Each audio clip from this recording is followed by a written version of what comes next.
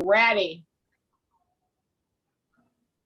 So, Mission Committee members, I want to ask you this question. When did you meet Jesus? And what happened after you met Jesus? Who wants to share the story? Okay, Karen. You know, I've been thinking about this question. Uh-huh. And I'm like, when did I meet Jesus? And I'm thinking, I don't remember a time that I didn't know Jesus, Mm-hmm. which is a weird thing. I think I've told some people, but when I was a young child, there was a big picture in our church. It was an old church, and we have a little one of it, but it was a huge, big picture of Jesus knocking on a door. Oh. And it's sat in front of a curtain. And I'd stare at that picture and go, what's on the other side of that door? And Hey, Karen. that's me. What's on the other side of that door? And I can't tell you how many times as a child I dreamt about that, going through that door on the other side. And on the other side, it was beautiful. I had many rooms. And I had all these beautiful rooms, and it was a wonderful dream. In fact, I had that dream so many times, I remember it to this day. Oh, wow. And it was always a happy dream. And then as I got a little older, the dreams changed a little bit. Uh-huh. And the rooms became more ice rooms. Mm. And I later on realized that was kind of as I moved away from Jesus, the rooms got more ice-like. Oh. And then I stopped having those dreams. But the interesting part was, and I never thought much about what those dreams meant, other than they were happy dreams, and I liked that dream. When I came back to church, you talked about in a sermon about my Father has many rooms. And I went, oh my God, that's my dream. And it was just such an opening moment for me.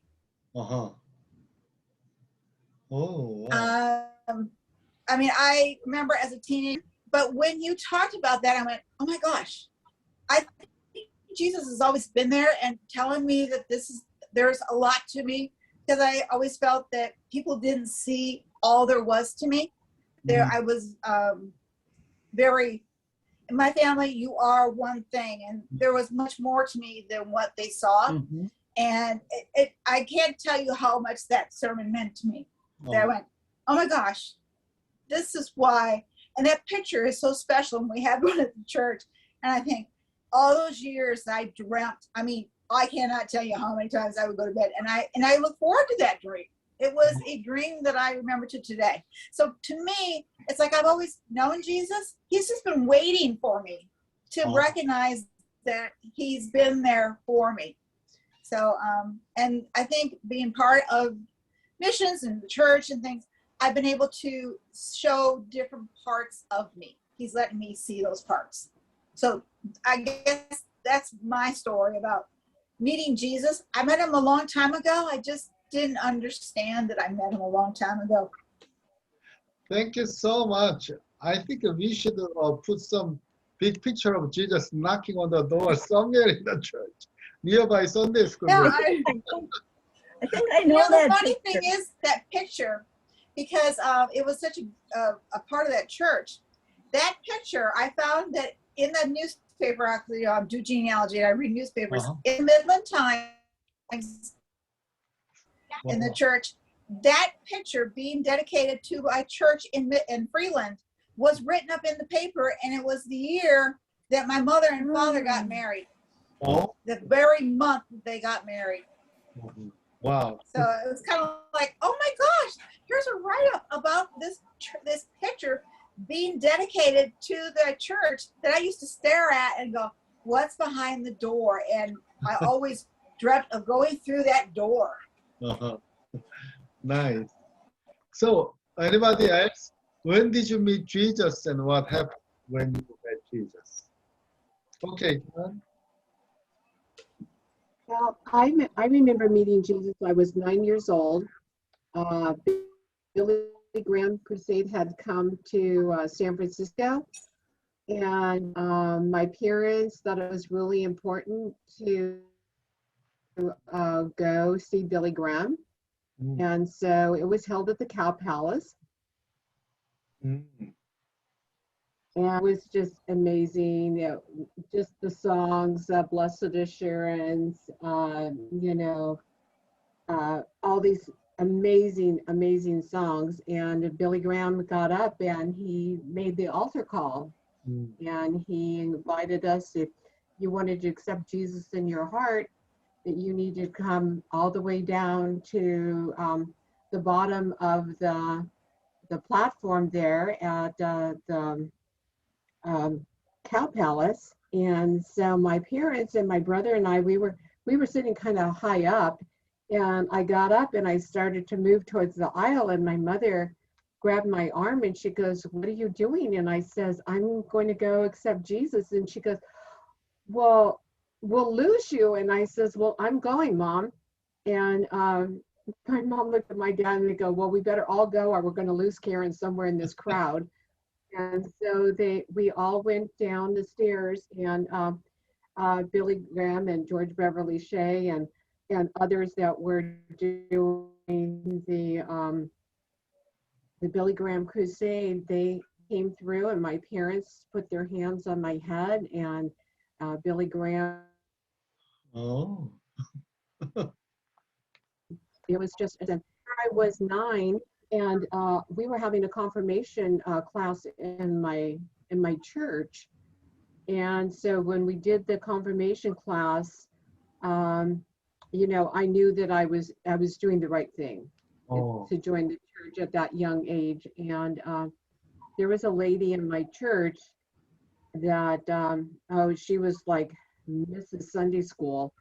And she approached me when I was like 17, and she said, "Karen, I want you to be a Sunday school teacher." And I said, "But oh, I don't know how to teach." And she was my mentor, uh-huh, and her name was Ruth, and just amazing lady. And so I've been in the church a long time, my uh, whole life, wow. you know.